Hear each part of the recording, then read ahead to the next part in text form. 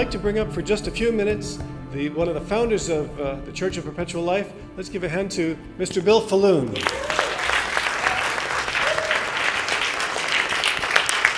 What I'm going to do is provide just a brief scientific update on a project we announced at this church at the end of March.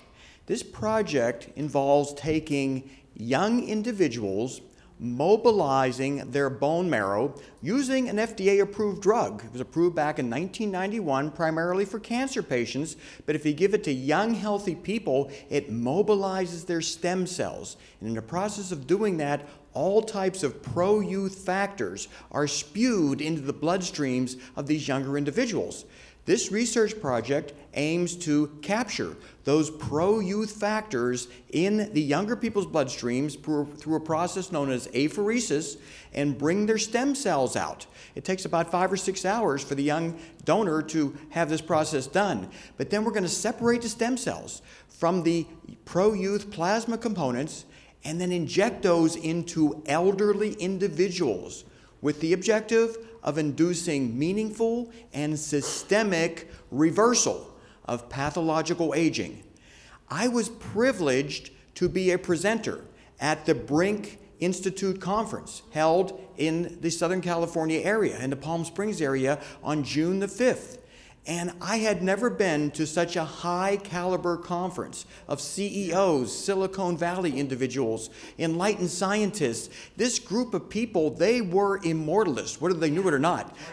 None of them wanted to die. Some of them were, I think, taught immortality at this Brink Institute conference, and it was not a medical conference or a cryonics conference. It was mainly a conference to bring together the best and brightest CEOs, primarily from Silicon Valley and other areas, to get together and talk about their health, talk about their wealth, talk about what they could do to improve the world. And I was able to give this presentation, and afterwards, one of the biggest surprises in my life occurred. And this occurred over the next 2 days, by the way.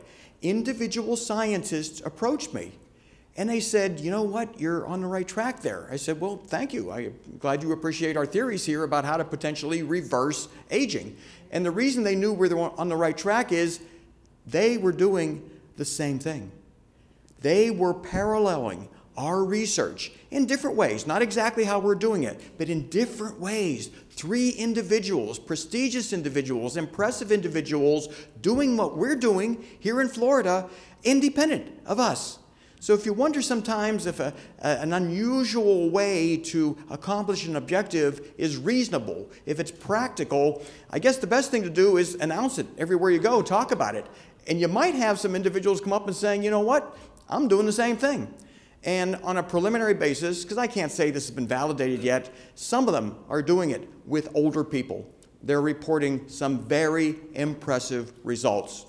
So I think we're on the right track, and we're going to continue to pursue this age reversal research in South Florida and attempt to take 30 to 50 elderly people and reverse their aging process using these stem cell mobilized components from very young individuals and infusing them into the older people about once a month and see what type of rejuvenation effect occurs. So that's my scientific update for this month's service, and I can tell you it was impressive for me to be out amongst that large group of people in Palm Springs, California, and have that 3-day event dedicated to learning more about how to live longer and how to live better.